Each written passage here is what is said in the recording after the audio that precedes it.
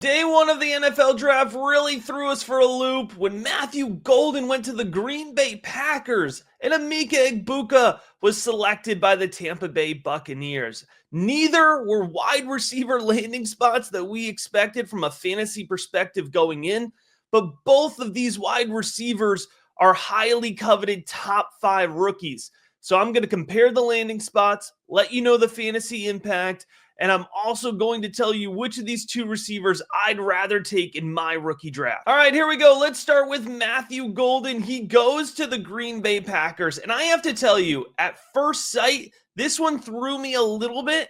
But when we get into the actual projections, and we are going to break down his seasonal projection here in a minute, it's not as bad as it seems. So as a reminder here, Matthew Golden, his rookie profile, it highlights that he's explosive. He separates consistently. He's got sharp footwork. I really like his release.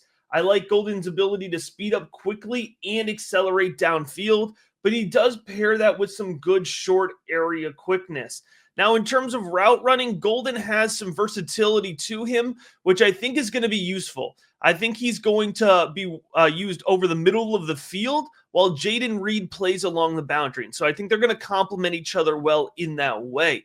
I think Golden's ability to win at all 3 levels of the field is going to be helpful. And I do think he's going to get a decent amount of action in the short field, but he does have downfield explosive playability. And that's going to pair pretty well to Jordan Love's deep field stretching persona here. Now, when it comes to Matthew Golden and the volume in this offense, we were kind of hoping pre-draft that Matthew Golden would actually go to a spot where he wasn't the wide receiver one. So that's my hesitation here, right? Because I wanted Matthew Golden to be like Jordan Addison. I think that was the ideal. And I think that's why a lot of folks kept mocking him to Dallas, because that would have been perfect, right? Like an ex-CeeDee Lamb taking the top of the targets and then Matthew Golden just kind of eating everything up. The way that Matthew Golden is going to play in this Green Bay Packers offense, it's got to be a little bit more of a symbiotic relationship with Jayden Reed. Now, when you put him into the projections here, and let's go ahead and get into those for Matthew Golden, I want to note that I do have Matthew Golden leading the Packers in targets. So I have him with 100 targets, and I have him leading the Green Bay offense. Now, whenever I do projections for rookies, I'm doing a couple things. I'm using a historical data set of rookie production back to 2018 to give a realistic baseline for projection. And then I am taking my knowledge of the player through film review and then plugging that into the context of the actual Green Bay offense, right? And so with Matthew Golden, I have him with 100 targets and his reliable hands, his good ball tracking ability. You pair that with Jordan Love, I feel confident with a 70% reception rate. That's a little bit higher than average, but it's not super high for a rookie wide receiver, especially when playing with Matthew Golden's skill set. Now, the big question for me in this offense is what's going to be his yards per reception? I have 13, which is lower than you might think about, if you compare him to Jayden Reed or, the type of role Christian Watson's played at his best. It's a little bit lower than that because, like I mentioned, I think Golden's going to play at all 3 levels of the field. I do think that he is going to get into the end zone. And I think this is where some folks might get caught up on Matthew Golden, right? But there actually is a lot of touchdowns to go around in this offense. I mean, Jordan Love is throwing for 28 plus touchdowns a season, right?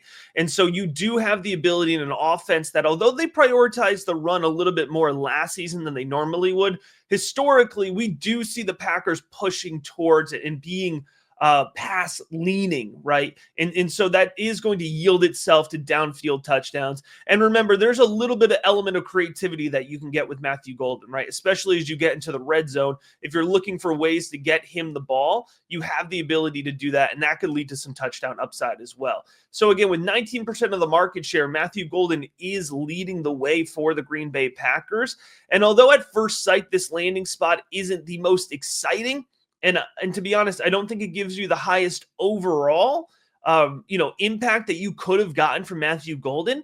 I would stop short of saying that this is a bad landing spot. I think this is a perfectly good landing spot. And anytime you could get a rookie wide receiver with a solid veteran quarterback who's going to lead his team in targets, that projection checks more boxes than it cancels out. Let's go ahead. Let's compare Matthew Golden now to Emeka Egbuka, who actually went a few picks higher. He did get better draft capital, and the rookie big board rating draft capital does factor in, and 11 through 20 is a higher bucket than 21 through 50. So Emeka Egbuka did sneak into that higher bucket. By the way, I'm talking about my rankings. I'm talking about my projections. If you want to see all of this, you can go on and do that right now. The link will be in the episode description of patreon.com/rookiebigboard. For just $5, you can get access to my full projection sheet that is now updated with every rookie from day one of the NFL draft. It'll be updated every day as the NFL draft goes on, and it has more than just rookies. It's every single NFL player. My rookie rankings are updated, 140 players on the rookie big board after each day of the NFL draft. And Monday after the NFL draft, there's going to be a 120-page rookie guide, volume 2 dropping. You can get personalized advice in the rookie big board Discord. So much personalized ways to get ahead of your league mates and win your rookie drafts here with the rookie big board. Now, that being said, let's get into Emeka Egbuka and his fit with the Tampa Bay Buccaneers. This is another one that at first sight, you were like, and thinking on it a little bit more, you can see that it makes sense and you could see the upside, but I do still have some question marks as I'm working through it here the day after the NFL draft. So with Emeka Egbuka, going back to his player profile, right? What did he do so well at Ohio State? His hands. He's an excellent, consistent, reliable pass-catching possession receiver. He's a very well-rounded, pro-ready guy, so I do expect him to hit the field and contribute right away, which does help projections. Sometimes with wide receivers who you feel are a little bit more raw, you lower their overall projections because you're thinking maybe they don't make as big of an impact in the first month. Emeka Egbuka is a fluid athlete. He's a clean route runner. He's a high-motor player. We were hoping that Emeka Egbuka would land in an offense where he could play in a flanker role, and we got that, right? We have Mike Evans. We have the X-boundary guy, so that Emeka Egbuka is never going to be pulling top coverage.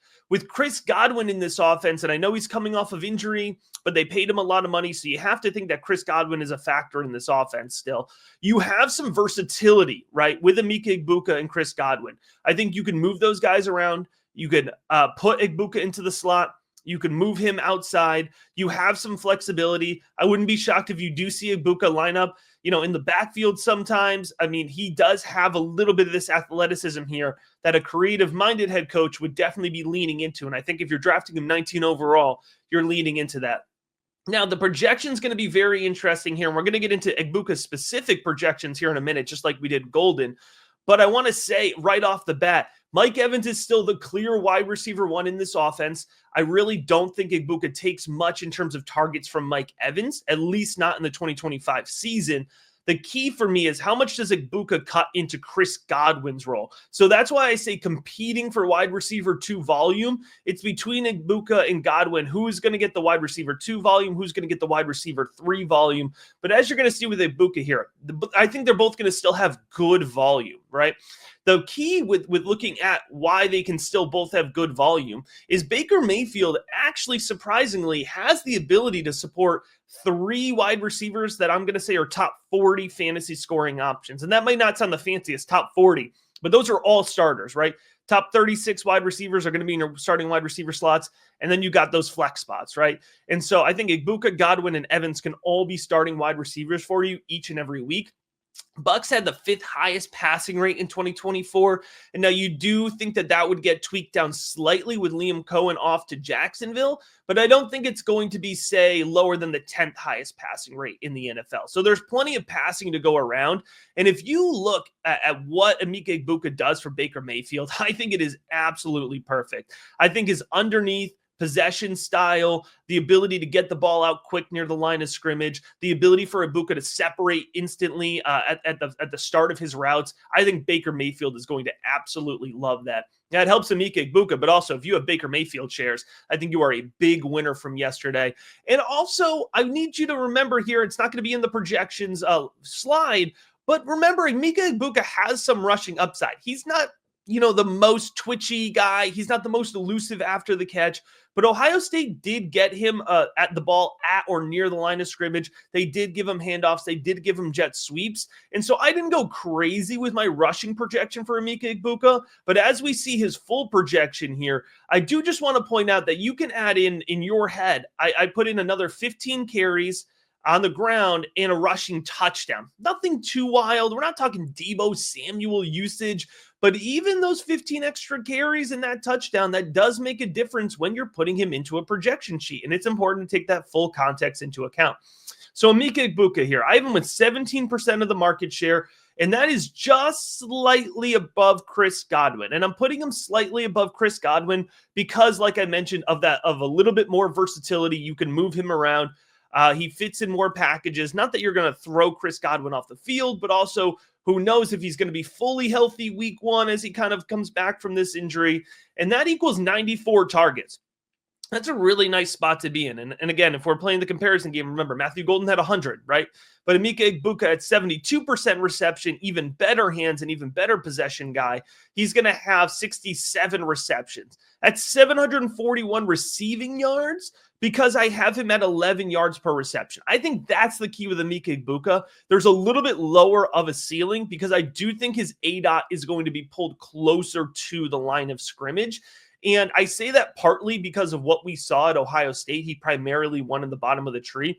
But if you look at what he offers this offense relative to Chris Godwin, relative to Mike Evans, right? Those are guys who are going to win a little bit more vertically downfield. And so that's not ruling Emeka Egbuka out. But if you are considering the idea of drafting for upside versus drafting for a little bit of floor, I do think that comes in play here with Egbuka being a little bit more of the floor option. And that's going to, kind of parlay into this idea with the receiving touchdowns here. 5 receiving touchdowns. I do think there's absolutely a world, there's absolutely a scenario where Emeka Egbuka has 8 or 9 receiving touchdowns, right? But when you're doing projections, you have to think about what's the most realistic and how do you kind of average out all of those realistic scenarios. And for me, that's how I landed on 5. If you're thinking about other Tampa Bay options, by the way, I think this is a big loss for Jalen McMillan. If you are a Trey Palmer truther, I'm so sorry.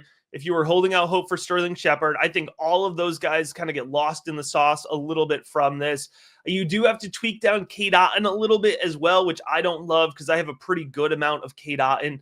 So overall, I think this is plus value for the Bucs offense. I think this is plus value for Baker Mayfield. And I think this is a really solid spot for Emeka Egbuka. I'm happy with this landing spot, but I know that's not exactly what you came to this video for, right? You want to know if you're in your rookie drafts, you have to decide, am I taking Matthew Golden or am I taking Emeka Egbuka? So let's pull it up. Let's compare these two players here and let you know exactly where they fall in the rankings right now. Again, this is dropping the day after the NFL draft, so there may be tweaks, but that's a really good reason to get into the Rookie Big Board Discord and get into patreon.com/rookiebigboard so you can see these updated rankings and projections as they go. Now, with Matthew Golden, in terms of my 2025 seasonal projections, he comes out as wide receiver 31. That is 9 spots higher than Emeka Egbuka, wide receiver 40. But when you're considering where these guys fit into your lineup, again, you're going to be playing 40 wide receivers, right? Now, you personally, but your league is going to be playing 40 starting wide receivers, right? And so whether they're in your wide receiver 2 or wide receiver 3 or flex spot, I think both Matthew Golden and Emeka Egbuka are going to be weekly starters for you. And above that, they're guys who are going to be impact starters. They're going to have some big weeks for fantasy purposes. When you're thinking about a projection, you really are, again, comparing Golden's upside to Egbuka's floor. In terms of rookie ranking here, I do have Matthew Golden slightly higher than Emeka Egbuka. I have Matthew Golden as wide receiver 3 and Emeka Egbuka as wide receiver 5. Again, this is immediately post-draft. And I'm going to be completely transparent with everybody. Luther Burden is sitting there as wide receiver 4 right now. And there is a real world where if Luther Burden gets a landing spot I like, he jumps Matthew Golden, and we're talking about wide receivers 4 and 5. There's also a chance that Luther Burden gets a tough landing spot or slides even further than I expect, and we're talking about wide receivers 3 and 4 here, right? So either way, top 5 dynasty wide receivers, that's what they came into the draft as, and that's what they're going to leave the draft as. In terms of overall dynasty wide receiver rankings, and that's another great thing about the Rookie Big Board rankings, you can directly compare rookie rankings to dynasty rankings. Golden is wide receiver 26, Egbuka is wide receiver 36. That probably on the surface, you're hearing me say this, sounds like a huge gap between these two guys that I've otherwise said are pretty close. That is a really jam-packed tier, right? That range in the rookie big board rankings is very, very tight. So although that's a 10 wide receiver difference, I don't want you to feel like that is so dramatically different. And I'm probably going to get a little bit more exposure to Matthew Golden than Emeka Egbuka, right? And the reason is because I think these guys are going to have the same ADP. So I just talked about Matthew Golden is my wide receiver 3, 8 overall. Emeka Egbuka, wide receiver 5, 11 overall. I think you're probably going to have to use pick 107, 108, 109, maybe 110 on either one of these guys. So because they're going to go in the same range, I expect to have a little bit more Matthew Golden exposure, 26 to 40%. That's pretty good exposure. If I'm drafting in the back end of the first round, I'd be happy to take either of these guys. But I have Golden with a higher projection and a higher ranking, despite the fact that I think you're going to be able to get them at the same price. Now, that being said, I'm absolutely not fading Emeka Egbuka. I want anywhere from 11 to 25% exposure to him. I'm not hedging. I'm not hedging when I say this. I would tell you if I did not want one of these wide receivers. I think they are both good wide receivers. I think that they both have solid landing spots for different reasons.